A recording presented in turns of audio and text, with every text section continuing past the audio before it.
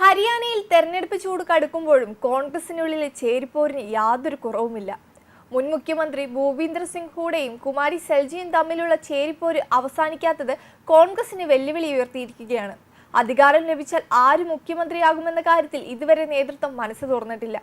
മുഖ്യമന്ത്രി പദം ആർക്കെന്ന ചോദ്യങ്ങളോട് മുതിർന്ന നേതാവ് കുമാരി സെൽജ പ്രതികരിച്ചത് ഇങ്ങനെയാണ്: ഇക്കാര്യത്തിൽ ഹൈക്കമാൻഡായിരിക്കും തീരുമാനം കൈക്കൊള്ളുകയെന്നും അതേസമയം നേതൃത്വത്തിനെ ഒഴിവാക്കാൻ സാധിക്കില്ല എന്നാണ്. ഹൈക്കമാൻഡ് ഇക്കാര്യത്തിൽ തീരുമാനം കൈക്കൊള്ളേണ്ടത്. ചില നേതാക്കളെ പാർട്ടി പരിഗണിക്കുന്നുണ്ട്. അക്കൂട്ടത്തിൽ സെൽജിയുടെ പേരും ഉണ്ടെന്ന് ഞാൻ വിശ്വസിക്കുന്നു. സീനിയോറിറ്റി, പ്രവർത്തനം എന്നിവയെല്ലാം നേതൃത്വം പരിഗണിക്കും.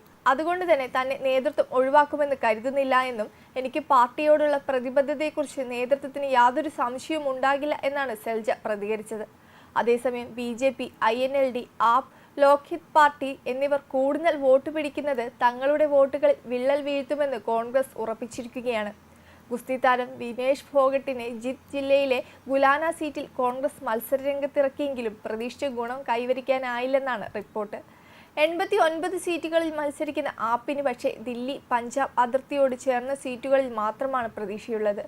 ആസാദ് സമാജ് പാർട്ടിയുമായി ചേർന്നാണ് JJP മത്സരിക്കുന്നത്. PSP ആണ് INLDയുടെ സഖ്യകക്ഷി. 2019 നിയമസഭാ തെരഞ്ഞെടുപ്പിൽ 40 സീറ്റുകൾ നേടിയാണ് BJP ഏറ്റവും വലിയ ഒറ്റകക്ഷിയായത്. ജനനായക് ജനതാ പാർട്ടിയും 7 സ്വാതന്ത്ര്യ MLAമാരും ചേർന്ന് തെരഞ്ഞെടുപ്പിന് ശേഷം സഖ്യമുണ്ടാക്കി BJP സർക്കാർ രൂപീകരിക്കുകയായിരുന്നു. BJPയുടെ മനോഹർ ലാൽ ഖട്ടർ മുഖ്യമന്ത്രിയായും JJP അധ്യക്ഷൻ ദുഷ്യന്ത് ചൗട്ടാല ഉപമുഖ്യമന്ത്രിയായും അധികാരത്തിലെത്തി. JJP സഖ്യത്തിൽ നിന്ന് പിന്മാറിയപ്പോൾ മനോഹർ ലാൽ ഖട്ടർ രാജിവെച്ചു. പിന്നാലെ നയാബ് സിംഗ് സൈനി മുഖ്യമന്ത്രിയായി. കുരുക്ഷേത്ര ജില്ലയിലെ ലദ്വ മണ്ഡലത്തിൽ നിന്നാണ് സൈനി ജനവിധി തേടുന്നത്.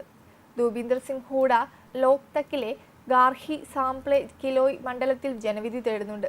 കൂടാതെ ഹരിയാന നിയമസഭയിലേക്കുള്ള തീപാറും പോരാട്ടം ഇന്ന് നടക്കുകയാണ്. 90 നിയമസഭാ മണ്ഡലങ്ങളിൽ രാവിലെ 7 മുതൽ വൈകിട്ട് 6 മണി വരെയാണ് പോളിംഗ്. ആകെ 1031 സ്ഥാനാർത്ഥികൾ മത്സരരംഗത്തുണ്ട്.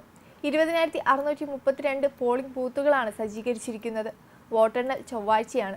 ഇന്ന് നിയമസഭാ തെരഞ്ഞെടുപ്പ് പൂർത്തിയാകുന്നതോടെ ഹരിയാന, ജമ്മു കാശ്മീർ തെരഞ്ഞെടുപ്പുകളുടെ എക്സിറ്റ് പോൾ ഫലങ്ങൾ വൈകിട്ടോടെ പുറത്തുവരും. കേന്ദ്ര ആഭ്യന്തരമന്ത്രി അമിത് ഷാ, പ്രതിപക്ഷ നേതാവ് രാഹുൽ ഗാന്ധി, പ്രിയങ്ക ഗാന്ധി തുടങ്ങിയവർ അണിനിരയിൽ നിന്ന് ശക്തമായ പ്രചരണമായിരുന്നു ഹരിയാനയിൽ നടന്നത്. ഹരിയാനയിൽ മാത്രം 8 റാലികളിൽ രാഹുൽ പ്രസംഗിച്ചു. ജമ്മു കാശ്മീരിൽ 6 റാലികളിലും അദ്ദേഹം പങ്കെടുത്തിരുന്നു.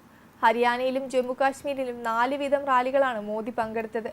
10 വർഷമായി സംസ്ഥാനം ഭരിക്കുന്ന BJP മൂന്നാം മൂഴം തേടുമ്പോൾ ഒരു പതിറ്റാണ്ടിനു ശേഷം ഭരണം തിരിച്ചുപിടിക്കുമെന്ന പ്രതീക്ഷയിലാണ് കോൺഗ്രസ് ഉള്ളത്. വെബ് ഡെസ്ക്, കർമ്മ ന്യൂസ്.